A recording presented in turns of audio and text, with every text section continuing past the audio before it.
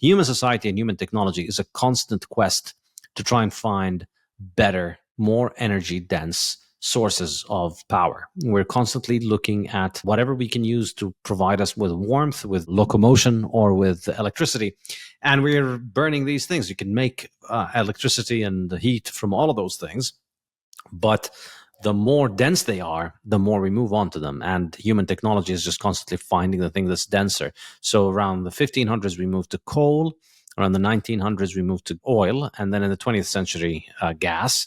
And then also in the 20th century, nuclear power. Now, if you had just discovered nuclear power in the 1950s and then went into a coma for 70 years, and you understood energy and you understood engineering and you understood economics and you understood that, we've moved from wood to coal to gas to oil to gas. Clearly, the next step is going to be nuclear. You would expect that today the world would be blanketed with nuclear power reactors.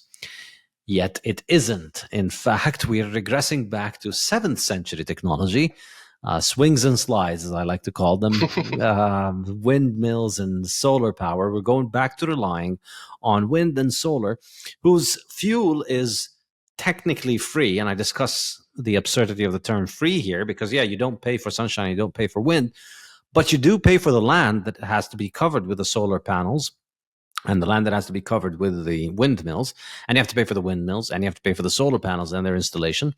And of course, when you factor all of those in, and then when you remember that these things don't work 24/7, they work at best around 8 hours a day on average. Because for solar, half the day is night. Anywhere on Earth gets half the year is day and half the year is night. Whether you're at the North Pole or whether you're at the equator, it works out the same thing. At the end of the day, you have on average 12 hours of a day per day.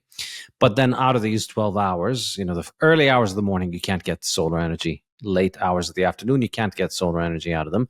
So then you're down to about 8, 9, 10. And then anytime it's raining, anytime it's cloudy, anytime it's dusty, and recently discovered, anytime it's too hot also, your solar panels can't work anymore, or at least their generation capacity is reduced. So you'd be lucky. They also don't like hail. And they don't like hail. Of course, they get destroyed by hail. They don't tell you that when you buy it.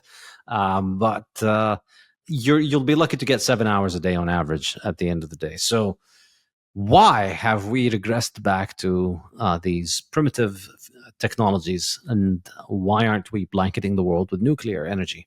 Because radiation's scary. We have a weird relationship with the word radiation. People hear it and they think bad, dangerous, something that should be avoided, even though people encounter it every day in any number of ways, whether it's just being exposed to sunlight, eating a banana and having potassium 40, taking a flight, any number of medical procedures like a CT scan will have some level of radiation involved in it that you're exposed to. Low levels of radiation are pretty insignificant in the grand scheme of things, as especially right now with the linear non-threshold theory being kind of revisited. It was this idea that because a large amount of radiation can be harmful and cause like organ failure and all kinds of other negative health consequences, that cumulatively small amounts of radiation can add up to those large doses. But we're finding it's now more like the difference between doing jumping jacks and having small like muscle tears that will repair themselves and be more resilient towards future exposure of radiation compared to jumping off the building. It's like, yes, if you take a massive dose of radiation, it's going to have severe negative health consequences, but it does not. They're finding more and more that it does not line up the same, that if you accumulate very tiny amounts, that it does not accumulate to the same as a large single dose. So that's being revisited, and a lot of policy and regulation was based off of that assumption. So a lot of that's being revisited. And it's ridiculous because everything is toxic at high doses. There's a dose of salt that'll kill you. There's a dose of water that'll kill you. Everything was toxic at a certain level. You can only drink so much water before your body fails from drinking so much water. Everything is toxic at some level. Well, right now, tritium is the big talk because of what's going on at Fukushima. They're trying to dump the wastewater that has a very, very low concentration of tritium, way below the international environmental standards that everybody has agreed to and adhered to. And because people hear nuclear waste in water, they associate it with it, that is a given that there will be negative consequences, even though tritium is pretty, as far as harmful nuclides go, tritium is pretty inconsequential. Like, it passes through you because it just flows right through any water that you consume will pass out quite quickly, and it doesn't tend to bioaccumulate in any of the food chains. So they're making this into a big issue that's actually a nothing burger, and they could probably just do all of the dumping pretty rapidly. And a lot of people have said that, like, they would, if it wasn't that it was salt water, they would happily consume that water to prove to people that it's not safe. So now there's like people on these kind of quests to go and consume fish that's been caught out at Fukushima to prove that it's not an issue. Like, there's no blinky out there. And actually, when I was in Japan last fall, we were fed produce that was grown in the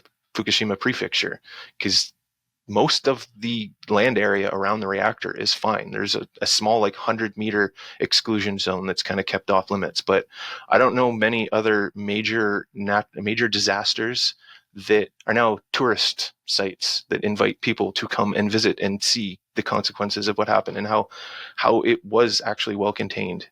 And then be revisiting it, it seems like the reaction to what happened was actually far more severe and consequential to like the well-being of the people that lived there than the actual event itself. Like, just taking people out of hospitals and dragging them 100 kilometers to park them somewhere else, that's a lot more disruptive than being exposed to a tiny amount of radiological material that can easily be shielded from. So it's just, yeah, humanity just has a really weird relationship with radiation, and we need to get over it. I agree with you. I think this is something that I've only recently started to consider. And there's quite a lot of evidence out there that suggests that this is yet another in the very long line of stupid hysterias where people are just freaking out about something that does not require that much freaking out about. And in fact, we've had obviously a very powerful experience with that over the respiratory illness hysteria that we had over the last couple of years. And it seems very similar. I think, I mean, in retrospect, when you look back right now, I think it's probably inarguable that the number of people that died and whose lives were disrupted by the insane reaction to the respiratory illness far exceeds whatever the respiratory illness itself did. Because, of course, the statistics for what the respiratory illness did are very highly inflated by the fact that you get paid if you report, as a hospital, if you report the deaths to have been from that. But in any case, clearly the reaction was very bad. And I think this is also the case in Fukushima, and it seems also the case in Chernobyl. There's so much hysteria around Chernobyl accident, yet when we tally this, when we look back on the last 50 years of nuclear energy, 60 years of nuclear energy, I don't think there is any question that far more people have died installing solar panels than have died in nuclear accidents. And you'd be hard pressed to find as much as 300 fatalities that can be directly attributed to nuclear power, full life cycle, from mining to decommissioning to waste management. Yeah, and I think all other energy sources would likely have more. I mean, coal mines have a lot of accidents happen in them. Coal plants have bad things happen in them. Industrial processes always contain the risk of accidents, and people fall and people make stupid mistakes. And so it's natural that you would expect some level of mortality.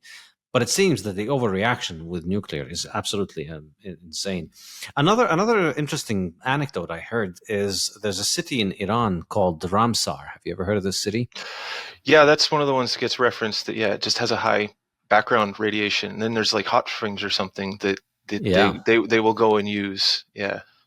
Yeah, so this is a city that is known as Paradise on Earth in Persian. It's where the Shah of Iran used to go spend his summers. It's got beautiful palaces. It's where rich people in Iran like to go and spend their time there. And one of the draws of the place is that it has high radiation, and the radiation apparently is good for you. And it's always been known to be good for you there. And that's why, the Shah, the king of the country, basically would go and spend his summers there. So maybe there is something to the fact that we are being completely unreasonable, hysterical idiots when it comes to radiation.